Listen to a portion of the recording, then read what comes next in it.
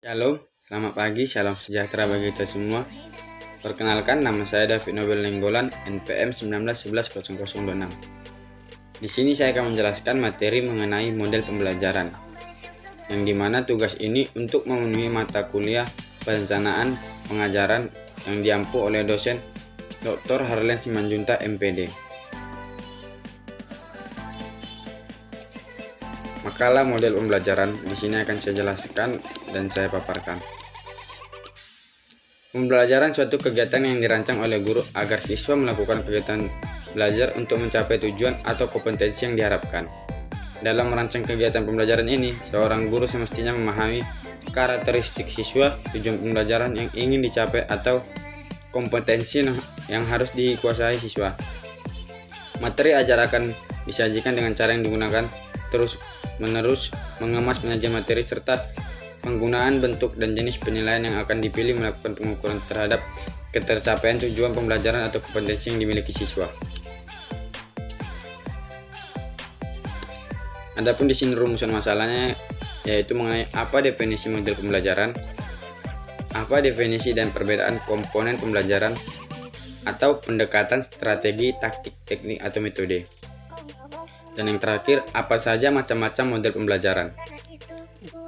Di sini tujuannya untuk mengetahui definisi model pembelajaran, untuk mengetahui definisi perbedaan komponen pembelajaran, antara lain pendekatan strategi, taktik, teknik, dan metode. Dan yang terakhir, mengetahui macam-macam model pembelajaran. Definisi model pembelajaran. Model pembelajaran diartikan sebagai prosedur sistematis dalam mengorganisasikan pengalaman belajar untuk mencapai tujuan belajar. Dapat juga diartikan suatu pendekatan yang digunakan dalam kegiatan pembelajaran.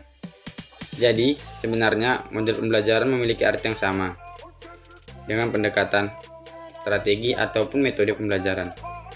Saat ini telah banyak dikembangkan berbagai macam model pembelajaran, dari yang sederhana sampai model yang agak kompleks dan rumit karena memerlukan banyak alat bantu dan penerapannya. Saya juga akan menjelaskan atau memberitahu salah satu pengertian model pembelajaran menurut para ahli. Model pembelajaran menurut Cardy dan Nur ada 5. Model pembelajaran yang dapat digunakan dalam mengelola pelajaran yaitu pembelajaran langsung, pembelajaran kooperatif, pembelajaran berdasarkan masalah atau diskusi, dan learning strategi.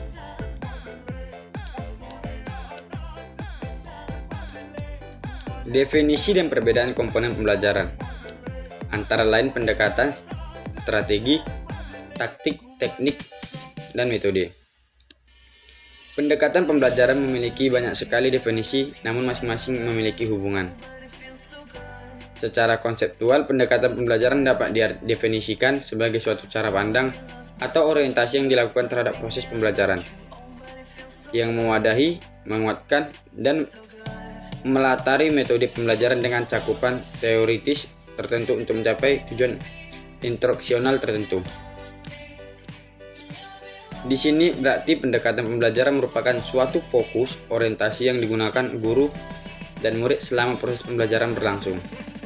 Fokus orientasi pembelajaran tersebut terbagi ke dalam 2 bagian, yakni yang pertama pembelajaran berorientasi pada siswa atau student center approach. Berarti fokus menjadi pusat pembelajaran terdapat pada siswanya. Siswa yang dituntut untuk aktif dalam pembelajaran, guru hanya sebagai fasilitator yang memfasilitasi dan mendampingi siswanya. Yang kedua, pembelajaran berorientasi pada guru atau teacher center approach, yakni pembelajaran berpusat pada guru. Guru mempunyai peranan yang sangat penting. Guru menjadi sumber informasi dan guru pun bisa menentukan apa saja yang harus dikuasai siswanya.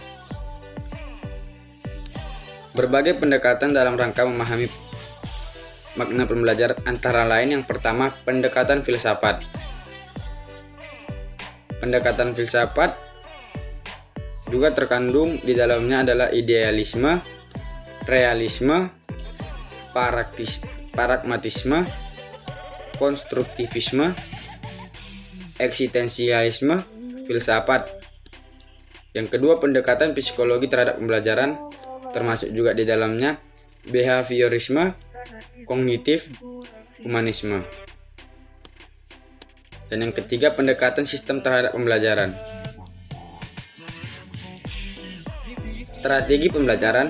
Strategi pembelajaran adalah pola umum rencana interaksi antara siswa dengan guru dan sumber belajar lainnya pada suatu lingkungan belajar untuk mencapai tujuan pendidikan.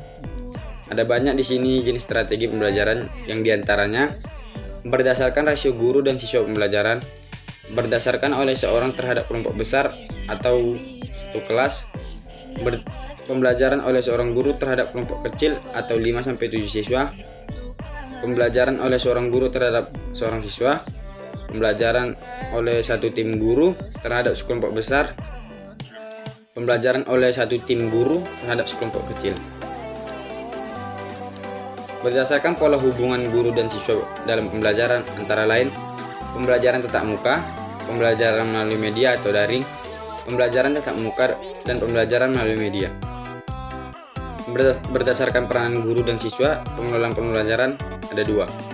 Yang pertama, pembelajaran yang berpusat pada guru, dan yang kedua, pembelajaran yang berpusat pada siswa. Ketiga, metode pembelajaran. Metode pembelajaran merupakan prosedur atau cara yang digunakan oleh guru untuk mengimplementasikan rencana-rencana praktis untuk mencapai tujuan pembelajaran. Jadi, metode berfokus pada pencapaian tujuan pembelajaran. Metode juga harus disesuaikan dengan strategi pembelajaran. Berbagai macam metode yang dapat digunakan dalam pembelajaran antara lain seperti metode ceramah, demonstrasi, diskusi, simulasi, laboratorium, pengalaman lapangan, atau brainstorming, debat, simposium, dan sebagainya, dan masih banyak lainnya. Masing-masing metode tersebut memiliki kelebihan dan kekurangan. Seperti contohnya metode ceramah. Metode ini memiliki kelebihan tidak memerlukan banyak biaya, murah, hemat, dan dapat mencangkup banyak materi dalam sekali penyampaian, namun memiliki kekurangan kemampuan siswa terbatas dengan apa yang disampaikan oleh guru. Begitu juga metode yang lainnya, oleh karena itu perlu dipertimbangkan juga antara metode yang digunakan dengan kondisi lapangan. Beberapa penjelasan metode pembelajaran adalah: yang pertama, metode ceramah. Metode ceramah adalah penerangan secara lisan atas pembelajaran kepada sekelompok pendengar untuk mencapai tujuan pembelajaran tertentu dalam jumlah yang relatif besar. Metode ceramah ini cocok untuk penyampaian bahan pelajaran yang berupa informasi, penjelasan, dan jika bahan ajar tersebut sukar didapatkan. Yang kedua, metode diskusi adalah proses pelibatan dua orang peserta atau lebih untuk berinteraksi, saling bertukar pendapat, pikiran, atau saling mempertahankan pendapat dalam memecahkan masalah.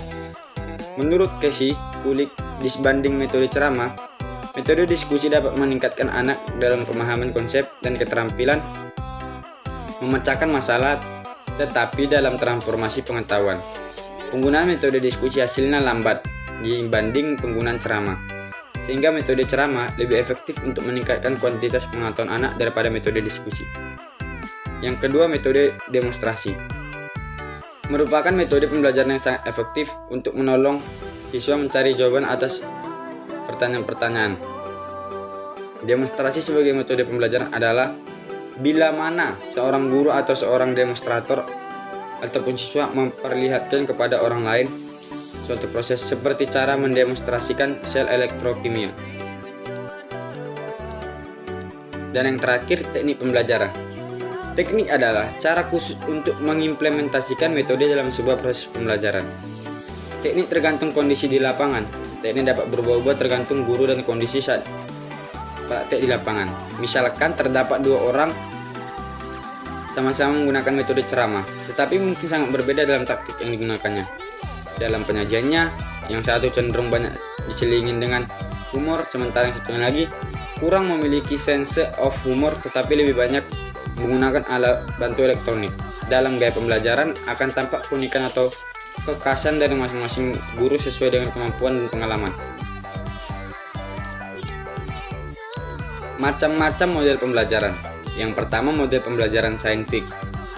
Model pembelajaran adalah proses pembelajaran yang dirancang sedemikian rupa agar peserta didik secara aktif mengonstruk konsep hukum atau prinsip melalui tahapan-tahapan mengamati atau antara lain untuk mengidentifikasi atau menemukan masalah merumuskan masalah, mengajukan atau merumuskan hipotesis, mengumpulkan data dengan berbagai teknik, menganalisis data, dan menarik kesimpulan dan mengomunikasikan konsep, hukum atau prinsip yang ditemukan. Yang kedua, model pembelajaran PBL atau Problem Based Learning. Model pembelajaran berbasis masalah merupakan sebuah model pembelajaran yang menyajikan masalah kontekstual sehingga merangsang peserta didik untuk belajar dalam kelas yang menerapkan pembelajaran berbasis masalah. Peserta didik bekerja dalam tim untuk memecahkan masalah dunia nyata atau real world.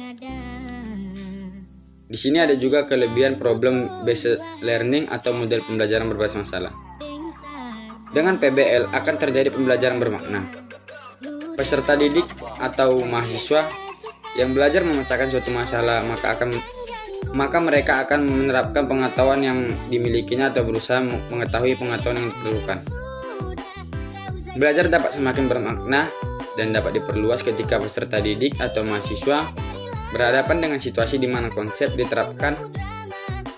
Dalam situasi PBL, peserta didik atau mahasiswa mengintegrasikan pengetahuan dan keterampilan secara simultan dan mengaplikasikan dalam konteks yang relevan.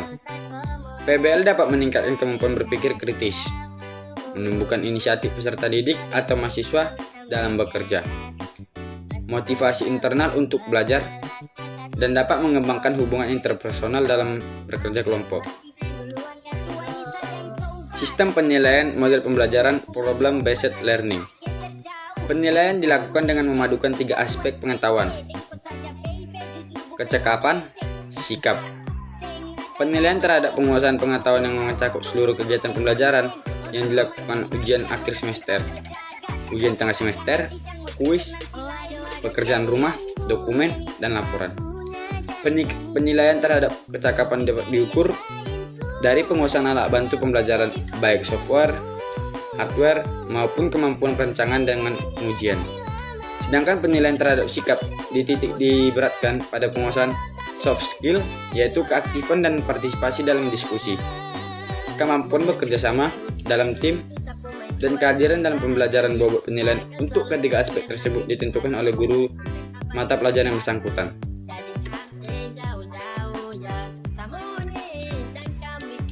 Model pembelajaran Discovery Learning. Model pembelajaran Discovery Learning adalah didefinisikan sebagai proses pembelajaran. Dalam mengaplikasikan metode Discovery Learning, guru berperan sebagai pembimbing dan memberikan kesempatan kepada siswa untuk belajar secara aktif. Sebagaimana pendapat guru harus dapat membimbing dan mengarahkan kegiatan belajar siswa sesuai dengan tujuan. Kondisi seperti ini ingin merubah kegiatan belajar mengajar teacher oriented menjadi student oriented. Dalam metode Discovery Learning, bahan ajar tidak disajikan dalam bentuk akhir. Siswa dituntut untuk melakukan berbagai kegiatan menghimpun informasi, membandingkan, mengkategorikan, menganalisis, mengintegrasikan, mereorganisasi bahan serta membuat kesimpulan. Kelebihan penerapan Discovery Learning: membantu siswa untuk memperbaiki dan meningkatkan keterampilan dan proses-proses kognitif. Usaha penemuan merupakan kunci dalam proses ini. Seseorang tergantung bagaimana cara belajarnya dan penerapannya. Pengetahuan yang diperoleh melalui metode ini atau model ini sangat pribadi dan ampuh karena menguatkan pengertian, ingatan, dan transfer. Menimbulkan rasa senang pada siswa atau mahasiswa karena tumbuhnya rasa menyelidiki dan berhasil. Model ini memungkinkan siswa berkembang dengan cepat dan sesuai dengan kecepatan sendiri, menyebabkan siswa mengarahkan kegiatan belajarnya sendiri dan melibatkan akal dan motivasi sendiri.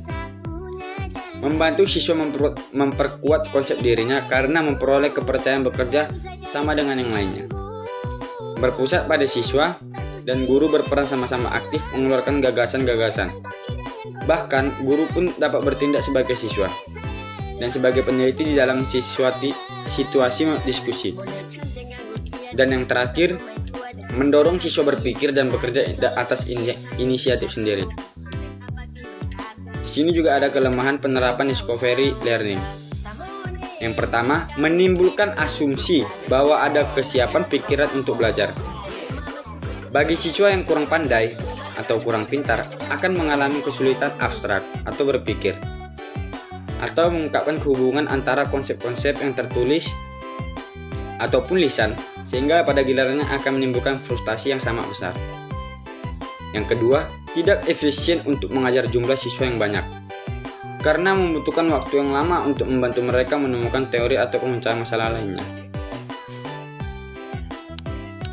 Yang ketiga, langkah-langkah operasional implementasi dalam proses pembelajaran. Dalam mengaplikasikan discovery learning di kelas, ada beberapa prosedur yang harus dilaksanakan dalam kegiatan belajar mengajar secara umum, antara lain sebagai berikut. Yang pertama, stimulasi atau pemberian rangsangan. Yang kedua, problem statement atau pernyataan ataupun identifikasi masalah. Yang ketiga, data collection atau pengumpulan data. Yang keempat, data processing atau pengolahan data. Yang kelima, verification atau pembuktian.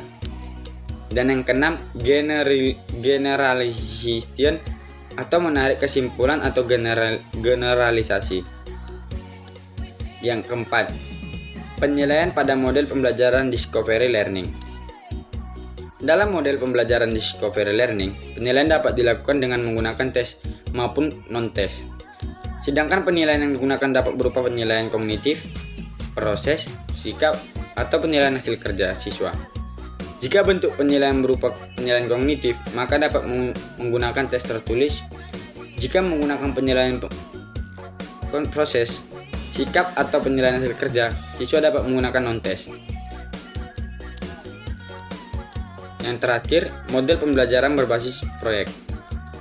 Pembelajaran berbasis proyek merupakan model pembelajaran yang menggunakan masalah sebagai langkah awal dalam mengumpulkan dan mengintegrasikan pengetahuan baru berdasarkan pengalamannya dalam beraktivitas secara nyata. Pembelajaran berbasis proyek dirancang untuk digunakan dalam permasalahan kompleks yang diperlukan peserta didik dalam melakukan investigasi dan memahaminya. Melalui PJBL, proses inquiry dimulai dengan memunculkan pertanyaan penuntun dan membimbing peserta didik dalam sebuah proyek kolaboratif yang mengintegrasikan berbagai subjek atau materi dan kurikulum.